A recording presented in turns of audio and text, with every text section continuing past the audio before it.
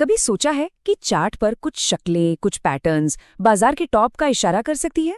आज हम ऐसे ही एक बहुत पावरफुल पैटर्न डायमंड टॉप के राज से पर्दा उठाएंगे। एक ऐसा सिग्नल जिसे अगर पहचानना सीख लिया तो ट्रेडिंग का नजरिया हमेशा के लिए बदल सकता है। अब जरा इस चार्ट को देखिए। ये जो डायमंड जैसी शक्ल बन रही है, ये क्या है? देखिए, ज्यादातर लोगों के लिए ये बस कीमतों का ऊपर नीचे होना है, एक शोर है। लेकिन एक तजुर्बे का ट्रेडर के लिए ये तूफान से पहले की चेतावनी है। इसी को कहते हैं डायमंड टॉप, और आज हम इसी चेतावनी को पढ़ना सीखेंगे। तो आज का हमारा सफर कैसा रहेगा? सबसे पहले हम जानेंगे कि ये पैटर्न आखिर है क्या, फिर इसे चार्ट पर पहचानना सीखेंगे, उसके बाद देखेंगे कि आंकड़े इसके बारे में क्या कहते हैं, फिर बात करेंगे इसे ट्रेड करने की सही स्ट्रैटेजी की, और आखिर में जो सबसे जरूरी है ये समझेंगे कि कब ये पैटर्न धोखा भी दे सकता है। तो चलिए शुरू करते हैं पहले सेक्शन से। तो ये डायमंड टॉप है क्या भला? बिल्कुल सीधे और सरल शब्दों में कहें तो ये एक ऐसा चार्ट पैटर्न है जो हमें बताता है कि बाजार का जो ऊपर जाने का ट्रेंड चल रहा था वो अब शायद पलटने वाला है। इसे ऐसे समझिए, मान लीजिए कोई स्टॉक लगातार ऊपर और ऊपर जा रहा है और फिर अचानक ये डायमंड जैसा पैटर्न दिखने लगता है। बस ये एक रेड अलर्ट है, एक साफ संकेत कि तेजी का दौर शायद अब खत्म हो रहा है और मंदी दरवाजे पर दस्तक दे रही है। सेक्शन 2, डायमंड की बनावट। चलिए अब असली काम पर आते हैं। जानते हैं कि इस पैटर्न को एक चलते हुए चार्ट पर ढूंढना कैसे है। देखिए, इसे पहचानने के 4 मुख्य सुराग हैं। पहला, ये हमेशा एक मजबूत अपट्रेंड, मतलब बढ़ती हुई कीमतों के बाद ही बनता है। दूसरा, कीमतें पहले फैलती हैं, मतलब तेजी से ऊपर नीचे होती हैं और फिर सिकुड़ने लगती हैं, जिससे एक डायमंड की शक्ल बनती है। तीसरा, इस पूरे पैटर्न के बनने के दौरान ट्रेडिंग वॉल्यूम आमतौर पर घटता जाता है, जो बाजार में एक कंफ्यूजन को दिखाता है। और चौथा, जब ट्रेंड लाइन टूटती है तो वॉल्यूम में उछाल आ सकता है, हालांकि ये जरूरी नहीं है।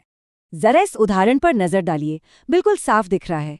शुरुआत में खरीदार और बेचने वाले दोनों में जबरदस्त खींचतान है, जिससे कीमत का दायरा बढ़ रहा है। फिर धीरे धीरे बाजार में कंफ्यूजन बढ़ता है और कीमत का उतार चढ़ाव कम होने लगता है। बस यही वो एक्शन है जो एक क्लासिक डायमंड शेप बनाता है। और हाँ, एक बहुत जरूरी बात याद रखनी है, असल बाजार में ये पैटर्न कभी भी किताबों में छपी तस्वीर जैसे परफेक्ट नहीं होते।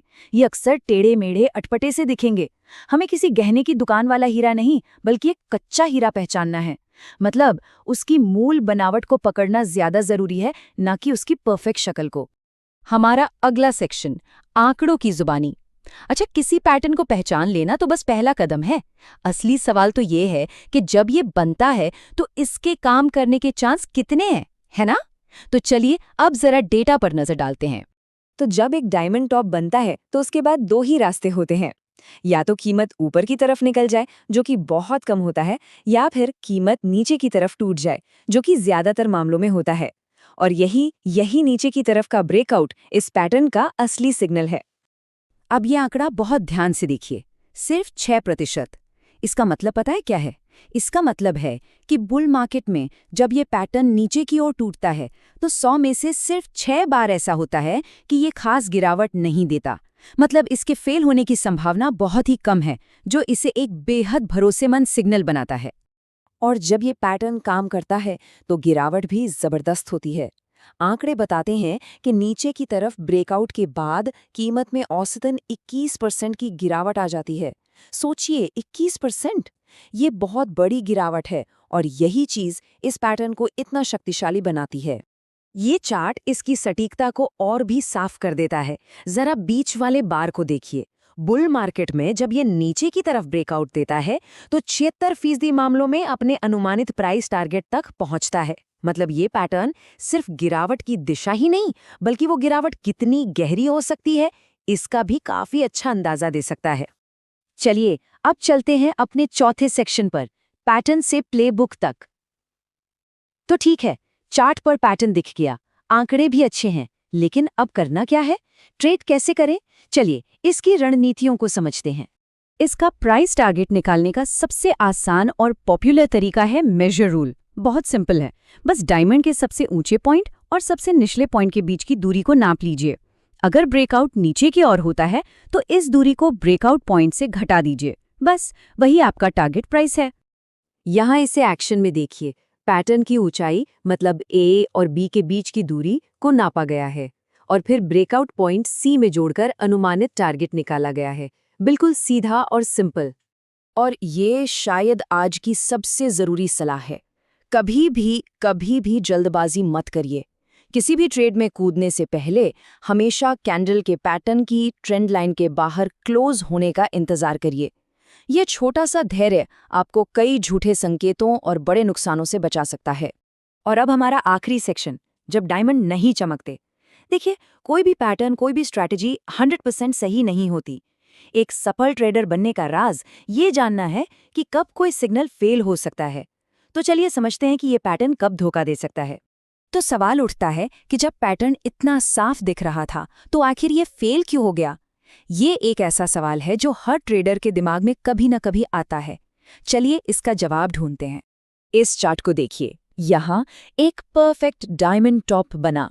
वो नीचे की तरफ टूटा भी, लेकिन गिरावट ज्यादा देर तक नहीं चली और कीमत वापस ऊपर चली गई। ऐसा क्यों हुआ? क्योंकि ठीक नीचे एक मजबूत सपोर्ट लेवल था, एक ऐसी दीवार जिसने कीमत को और गिरने से रोक दिया। ये एक बहुत बड़ा सबक है। हमेशा सिर्फ पैटर्न को नहीं, बल्कि उसके आसपास के सपोर्ट और रेजिस्टेंस लेवल्स को भी देखना जरूरी है। और आखिर में सबसे बड़ी सीख इस एक लाइन में छिपी है। चार्ट पैटर्न क्यों फेल होते हैं? किसे पता, वो बस हो जाते हैं। अपनी पोजीशन को बचाने के लिए स्टॉप्स का इस्तेमाल करें। इसका सीधा सा मतलब है, कभी भी ये मत मानिए कि आप 100% सही हैं। हमेशा अपनी पूंजी को बचाने के लिए स्टॉप लॉस का इस्तेमाल करें। रिस्क मैनेजमेंट ही सब कुछ है। तो आज की चर्चा से मुख्य बातें क्या रहीं? पहली, डायमंड टॉप्स शक्तिशाली लेकिन दुर्लभ रिवर्सल पैटर्न है। दूसरी, इन्हें इनके आकार, पिछले ट्रेंड और घटते वॉल्यूम से पहचानें। तीसरी, आंकड़े बताते हैं कि इनका फेलियर रेट कम है और ये बड़े प्राइस मूव्स देते हैं। और चौथी और सबसे ज़रूरी, हमेशा ब्रेकआउट की पुष्टि करें और स्टॉप लॉस के साथ अपने रिस्क को मैनेज करें। अब जब डायमंड टॉप को पहचानना आ गया है तो जरा सोचिए, और कितने पैटर्न हैं जो इन चार्ट्स पर छिपे हुए हैं और बस हमारे देखने का इंतजार कर रहे हैं। बाजार हमेशा इशारे करता है, जरूरत है तो बस उन इशारों को पढ़ने और समझने की। तो अपनी आंखें खुली रखिए और सीखते रहिए।